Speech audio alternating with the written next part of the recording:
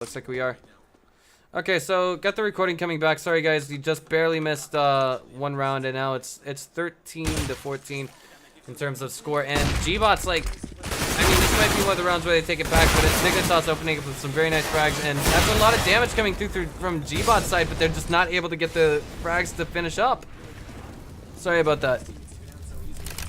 Plant coming down now, and 2 versus 5.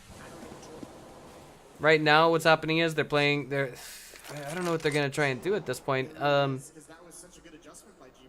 They just really have to get one more round on the board, and that's all they're gonna need. I mean, Dignitas, by a ring and a prayer, came back from 10-15 to now. 10-14 to now 13-14, and it looks like they're kind of being hunted down. That is to say, the gBots at this point.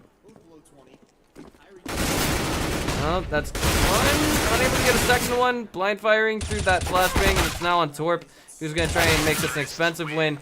But, again, not an economic breaker this round. So, Dignitas, like, that's quite the smug smirk on that really skinny guy's face. He's happy to get it with that. He's really happy to get away with that. There's no getting around that. Can't deny that. I would probably be too. It's just like kind of breathing a sigh of relief as you realize that you're only 1 point away from overtime. 4 rounds in a row. You know, the moments that Dignitas couldn't lose, and that's what it's coming to. gBots, unfortunately, if they want to play for overtime, this is the reason why they're not full buying. They're playing for overtime. That's exactly what they're doing right now. The reason why is because they actually would have bought out full rifles if they were not interested in overtime whatsoever. If they were actually trying to win this just straight up as it is right now. Config. Waiting for...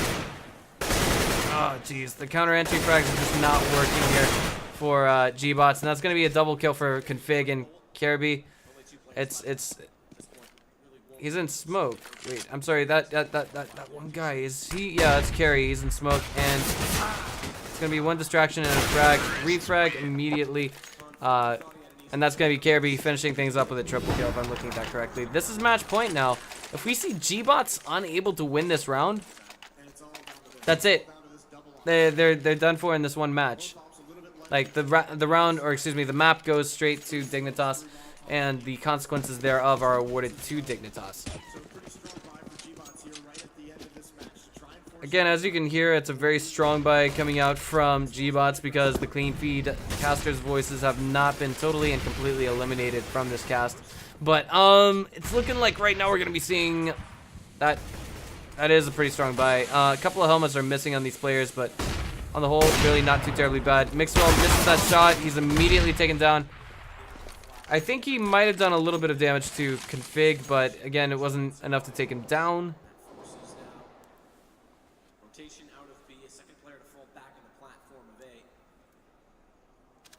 Kyrie waiting for someone to come stabbing through bombsite B's entrance, and that is a slow rotate going in. Torp is ready to greet someone at drop, and he might be getting a flank. That's one he's going to get first time. He's going around back for the second, but I think Config is aware. Config will still be dropped by Torp. And now, wait, Torp is looking for the third. Unfortunately, it's Tensuki. He's going to shut him down.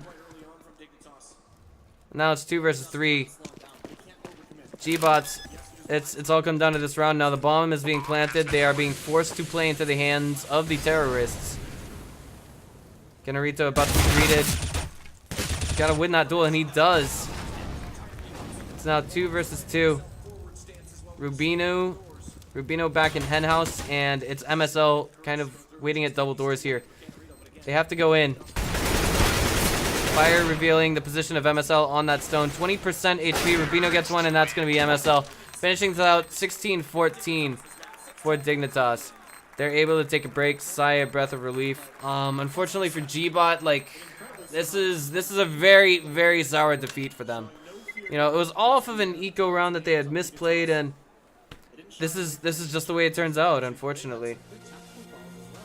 The camera doesn't even go to them. I'm pretty sure they're not in a very good mental condition at this moment. And hey, who's that guy with the red hair? It's Graham Pitt. Yeah, They're just pulling themselves together. They can take it. They can take it.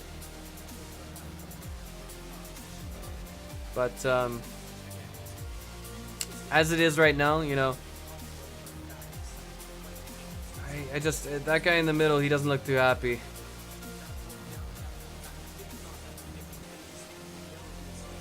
Brought it all to himself. Crew and referee having a bit of a talk with the players. Maybe they made a mistake in game or on stage or something and they didn't know. But interviews coming in. ESL making yet another documentary, I guess. Got one of those scheduled. But that's going to bring this one match to an end, and we are going to be back with our next in just a few minutes, guys. So thank you very much. For those of you who are watching, so first off, we get a crowd in, and then you beat the Spanish team in front of them. Excuse me.